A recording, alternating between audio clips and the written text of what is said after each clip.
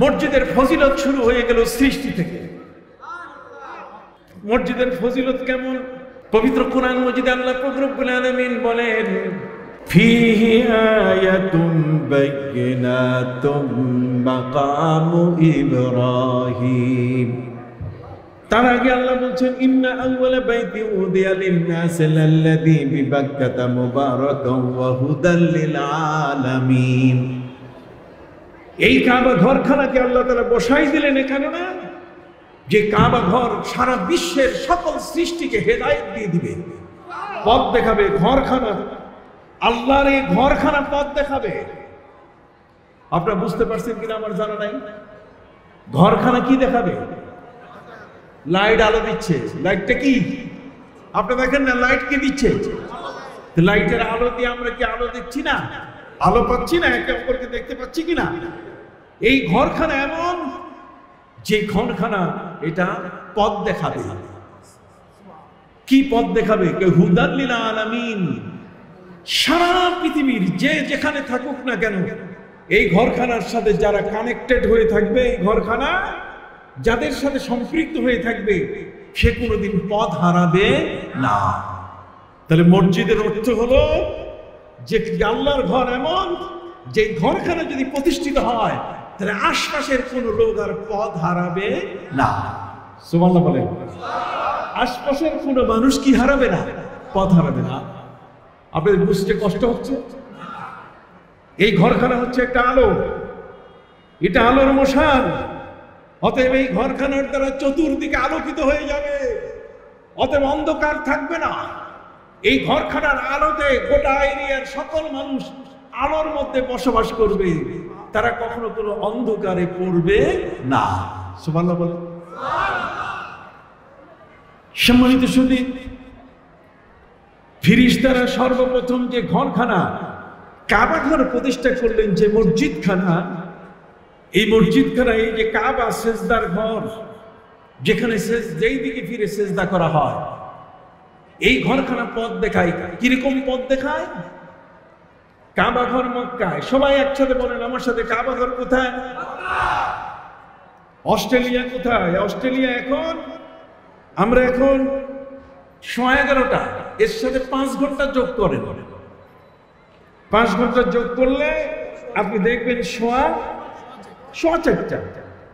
এখন কিন্তু অস্ট্রেলিয়ার মানুষ রাত্র 4:15 তাদের, আমাদের 11:30, ওদের কি 4:15। আমি অস্ট্রেলিয়া গিয়েছি, অস্ট্রেলিয়ার বিরাট বিরাট বন জঙ্গল। যদি কোনো অস্ট্রেলিয়া আফ্রিকার জঙ্গলের মধ্যে কোনো পাখি আহার করতে গিয়ে একটা পাখি যদি এক বন থেকে আরেক বনে যায়, নারায়ণগঞ্জের মানুষ ব্যবসা করতে ঢাকা যায় না? কেমন মানুষ কথা বলে না? নারায়ণগঞ্জের মানুষ ব্যবসা করার জন্য চিটাগাং যায় না? চায়না যায় না? জাপান যায় না? আমেরিকা যায় না? পৃথিবীর কোন জঙ্গলের পাখি মানুষ না, পাখি। এই পাখিটা যদি তার আহার সংগ্রহ করার জন্য এক বন থেকে আরেক বনে যায়, এক জঙ্গল থেকে আরেক জঙ্গলে যদি যায়, সেই জঙ্গলে আহার খাওয়ার পরে তার বাচ্চাদের জন্য মুখে আহার নিয়ে, পায়ে আহার নিয়ে যখন পাখিটা নিজের ঘরে ফিরে, যদি সে পথ ভুলে যায়, ওই পাখিটা যে বন থেকে আসছে, যেই জঙ্গল থেকে আসছে, সেই জঙ্গলে ফিরাটা যদি সে ভুলে যায়, পথ এখন সে চিনতেছে না। ঢাকা শহরের মধ্যে এক গলিতে ঢুকলে আরেক গলি পরে আর সেই গলি চেনা যায় না। কি ভাই, ঠিক কিনা? আমরা যারা দীর্ঘদিন ধরে ঢাকায় বাস করি, অনেকের মধ্যেই দিক হারায় ফেলি যখন কোনো এরকম সিপা গলির ভিতরে চলে যায়। কথা বুঝতে পারছেন? তাহলে কাবা ঘর আরব মক্কার জমিন থেকে অস্ট্রেলিয়া কত দূর? অন্তত পক্ষে সেখানে 10 ঘন্টার প্লেনের সফর। 10 ঘন্টা। সৌদি আরব থেকে প্লেনে উঠলে 10 ঘন্টা লাগবে শুধু যাইতে। একটা প্লেন ঘন্টায় 1000 মাইল বেগে চলে, 800 মাইল বেগে চলে। সেই অস্ট্রেলিয়ার মাটিতে, সেখানে কোনো জঙ্গলে যদি কোনো পাখি আধার আনতে গিয়ে, আহার করতে গিয়ে এক বন থেকে আরেক বনে গিয়ে যদি সে ফেরার সময় তার পথ ভুলে যায়, তাহলে মক্কার জমিন থেকে কাবা ঘর ওই পাখিটাকে তার নীল তার বাসা সে দেখাই দেয় যে তুমি এই পথে যাও। এই জন্য আল্লামা ইকবাল বলেছেন, দুনিয়া কি বুদকদোं में वो पहला घर खुदा का, दुनिया की बुदकदों में वो पहला घर खुदा का, हम उसके पासिबा है वो पासिबा है हमारा। আমি বাংলা তর্জমা করি, দেখেন কি সুন্দর কথা বলছে। দুনিয়া কি বুদকদোं में वो पहला घर खुदा का, এই পৃথিবীর জমিনের মধ্যে সর্বপ্রথম ইবাদতের ঘর মসজিদ হলো কি? কাবা। সুবহানাল্লাহ বলেন।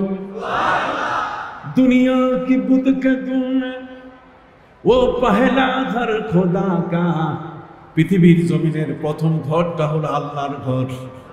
প্রথম ঘরখানা হলো কার? আবার বলেন, প্রথম ইবাদতের ঘরখানা হলো কার?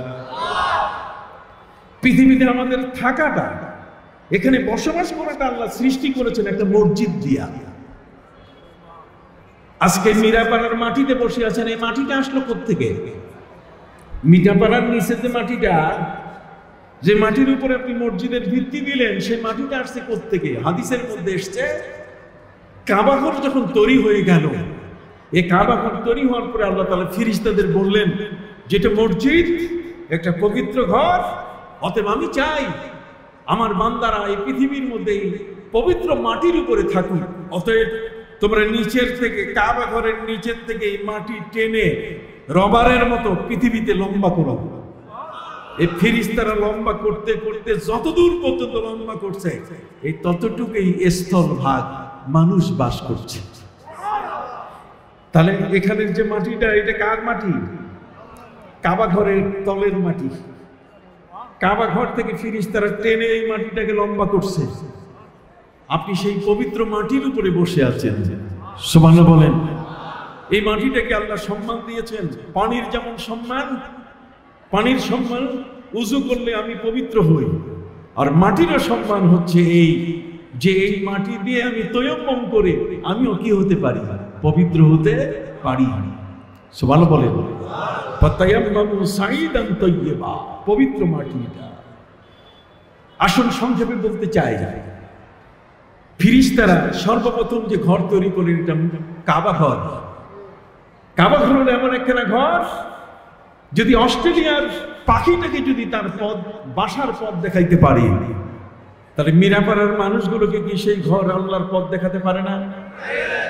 আবার জোরে বলেন, পারে কিনা? হাত উঁচু করে বলেন, পারে কিনা?